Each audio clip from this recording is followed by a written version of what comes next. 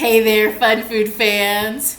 It has been about an hour and a half or so. Our dough has risen, and it's time to shape these big, beautiful rolls on which we are going to make our tasty turkey sandwiches for tonight's celebratory meal. Come on down, take a look at it. All right, so you can see it went from that little mound in the bottom of the bowl all the way up here. And so now it's time to peel off our covering, divide up our dough, and roll it out into our little round roll shapes for baking.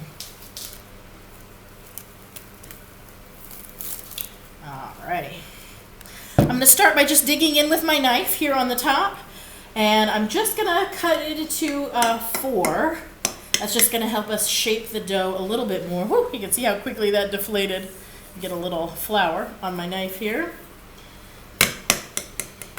There. I'm going to turn it this way, just so that we can portion out this dough a little bit more easily.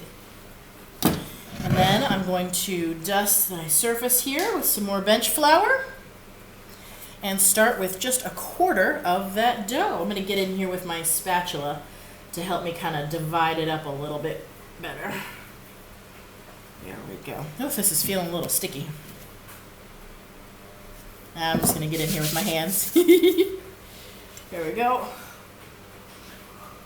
That's I'm going to take out just a little bit more here. I want these rolls to be approximately even in their shape and sizing so that they bake up nicely and evenly.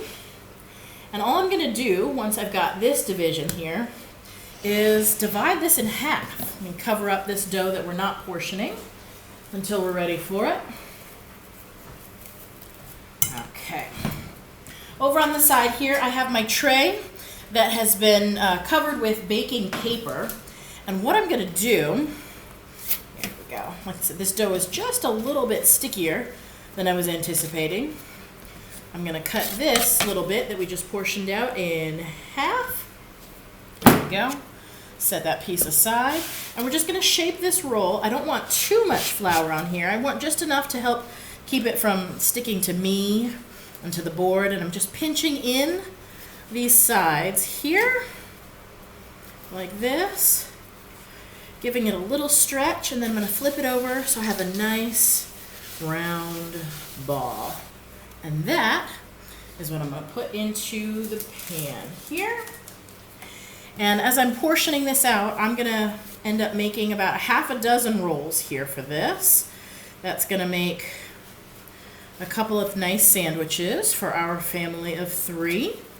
And you can portion this however you like. You can shape your dinner rolls however you like. We like to do it this way, so that's what I'm doing. You notice I'm just rolling it around on a non-floured section of the board here, helping to tuck those pinched edges in so we have a nice, even, soft ball of dough. Okay, and then it's time to get in there with another 1/4 of our dough.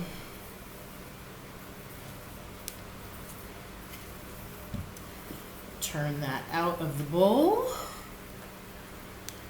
and onto our work surface. All right, we're going to divide that in half again. And if you have one of those cool bench scrapers, you can do that too. I don't happen to right now, but a knife works just as well. There we go, tucking the corners in. And what this is doing is it's helping to stretch all of the wonderfully risen dough, bringing those soft, stickier ends in so that I get a nice taut surface for the dough ball to rise again as it inflates and expands with that beautiful yeast in there to get our nice little dinner rolls. Let's do that again. A little sticky there.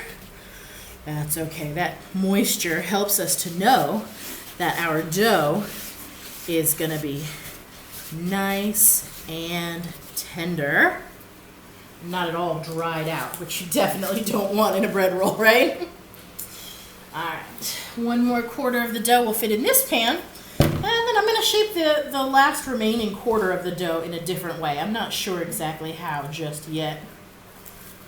All right, let's tip this out of the bowl here, and onto our lightly floured surface.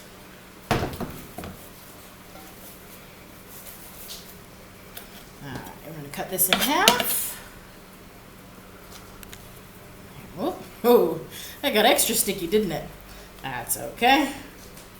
Just going to make sure that I've got a touch more of that bench flour on my hand so it doesn't stick too much to me. There we go. There we go with the rest. Turn those sticky ends under to shape that beautiful roll.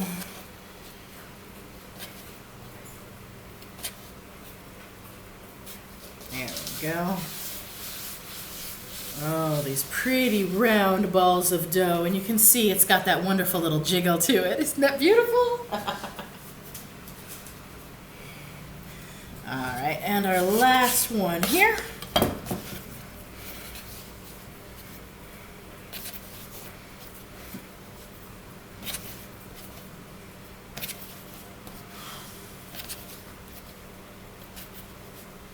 There we go. Ooh, a little dough stuck on the side of my finger there.